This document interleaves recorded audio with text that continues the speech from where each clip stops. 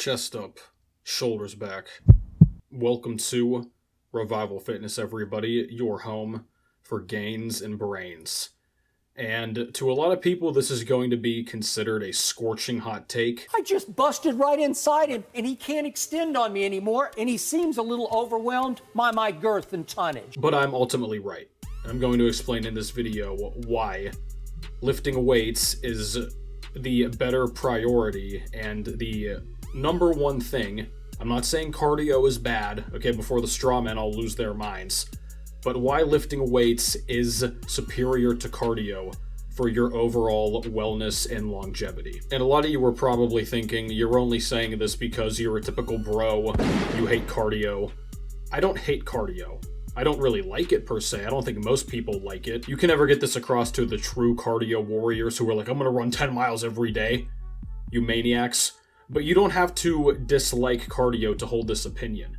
And I think it's interesting because even in the YouTube fitness space, which is much more 99% geared toward lifting, you still see comments like this all the time. Guys will be saying how, oh man, I'm really into weights, but cardio is still the best overall thing for health. Or lifting is really just cosmetic. Cardio is what really matters. And it's like, are you guys serious? So the first thing we're going to discuss here is the term cardio itself, which is pretty ambiguous. In general fitness, we commonly break cardio down into two categories, HIIT or liss, meaning high intensity interval training or low intensity steady state. And in the conventional sense as well, cardio is often referred to as aerobic exercise. What that really means is that the primary source of energy for the body during cardiovascular exercise is blood pumping throughout the body.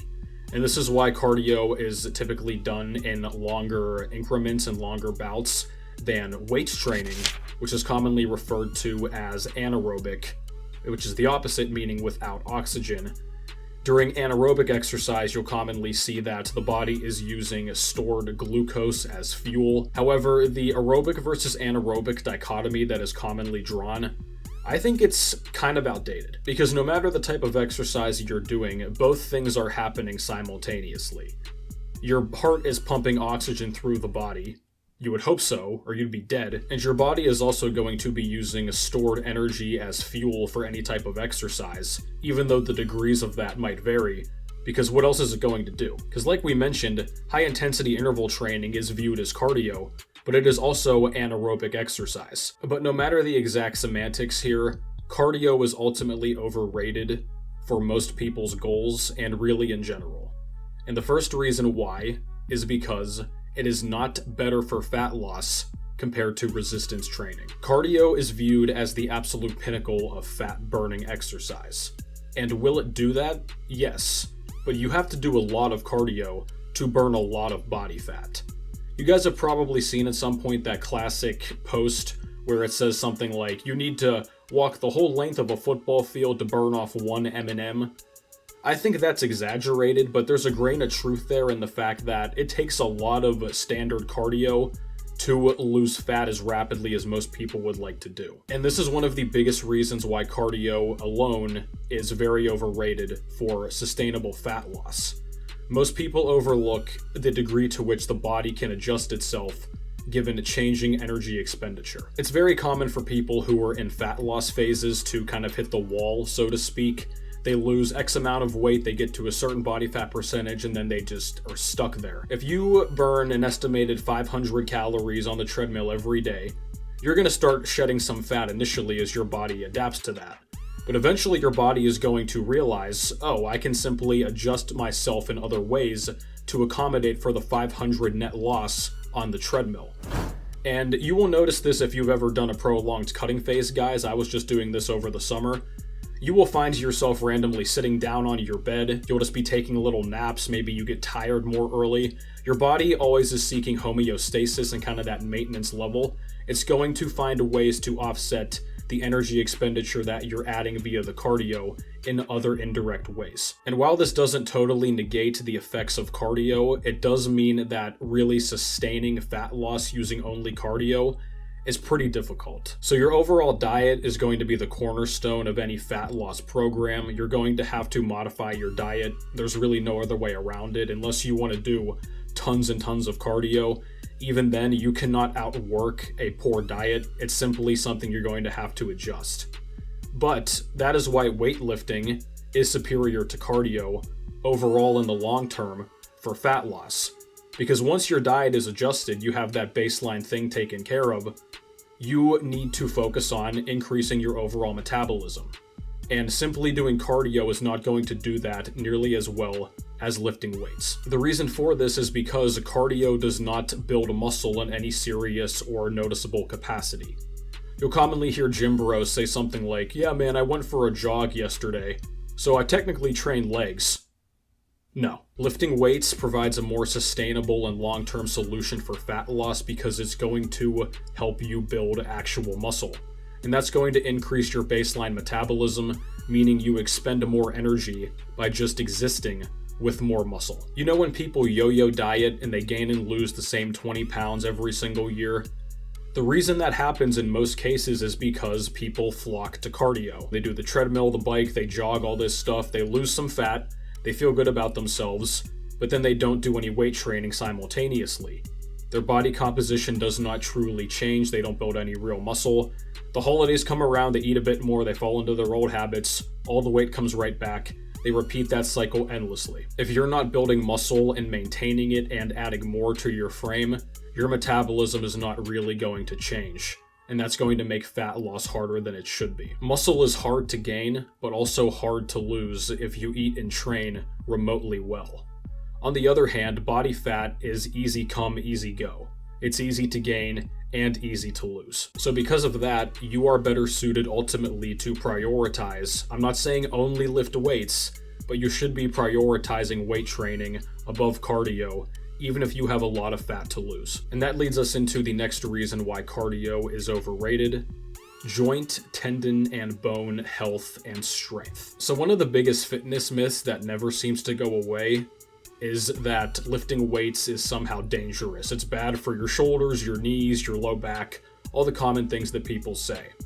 And I think the reason that this myth never dies off is simply because there's an endless supply of commercial gym schmucks. They always ego lift with bad form and too much weight. They give bad advice to their friends and family, or maybe you go to a local gym with an unqualified personal trainer who simply paid for the certification. They cram some knowledge, they pass their test. Click the video in the top corner if you'd like to know some dirt on the personal training industry. But you guys have to understand, man, the vast majority of PTs in big box gyms, even mom and pop, even just local people you might befriend in the neighborhood, the vast majority of general personal trainers are terrible.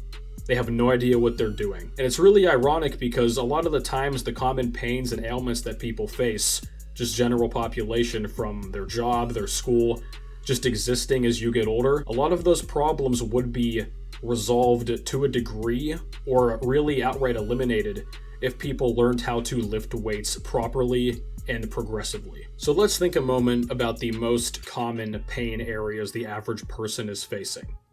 What about the low back and hips? Oh, guess what? You need stronger glutes, core, and hamstrings. Oh, my shoulder hurts. Well, guess what? You need a stronger back, especially your upper back, chest, and arms. Or what about this one? Oh, my knee hurts. This is a really big one for runners and athletes in general. If your knee hurts or is always injured, you need stronger hamstrings especially, as well as quads and glutes. The point I'm making here is that the body is symbiotic. It works as a unit. And a lot of the times, common problem areas, the area itself is not the major issue. Oftentimes it's surrounding muscles and tendons that have not been attended to properly. People have this endless fear of their bones and their joints and their tendons getting hurt while weightlifting, but that is the only true way to make them stronger, because the joints and tendons get stronger in accordance with how much bigger and stronger your muscles are going to get. The only way this really can get thrown out of whack is if you take a bunch of PEDs and your muscle size really laps the strength of the tendons and the joints, but most people that's not going to be an issue. And otherwise, there's really no comparison here when it comes to resistance training versus cardio. Cardio simply cannot even compete. It's not in the same ballpark in terms of strengthening the joints and the tendons like lifting weights. Running and jumping are already high impact on the joints and tendons, especially in the lower body. And this is really true if you're somebody who runs in an urban area on pavement, cement, concrete. That is going to get to your joints and tendons over time. I'm not somebody who says like, oh my god, running's gonna destroy your knees and all this stuff. But if you run over and over guys on these hard surfaces and you never do weight training, you never touch on the hamstrings, the glutes, the core, the hips, the quads, all this stuff, it's not surprising why a lot of recreational runners suffer so many small injuries that eventually add up. Now granted, this is not to say that people who resistance train have no issues. Every lifter has a hurt shoulder, the elbow hurts, the wrist hurts, the low back is sore. Of course that's going to happen, the more often you do something. However, assuming your overall volume is not excessive, if you're not just blatantly overtraining, the solution to fixing the pain in those areas is to get them and their surrounding areas stronger. So I think for most people, cardio is a great second fiddle to weight training. It's something you do, you kind of get it out of the way, get it over with, to expend more energy, get some of the health benefits. But overall, it is not something that can hold a candle, in my opinion, to weight training, given everything we just talked about. There is no way that cardio alone can armor up your body from the inside out like weight training can. And you get the pump too. There's no pumps when running. So this has been the video, guys. Thank you very much for watching. Be sure to drop your thoughts on this matter in the comments down below. Big shout out, as always, to the Patreon supporters and channel members. Join those for the Discord access and some extra perks as well. Thank you guys, as always, for watching, and I will catch you next time.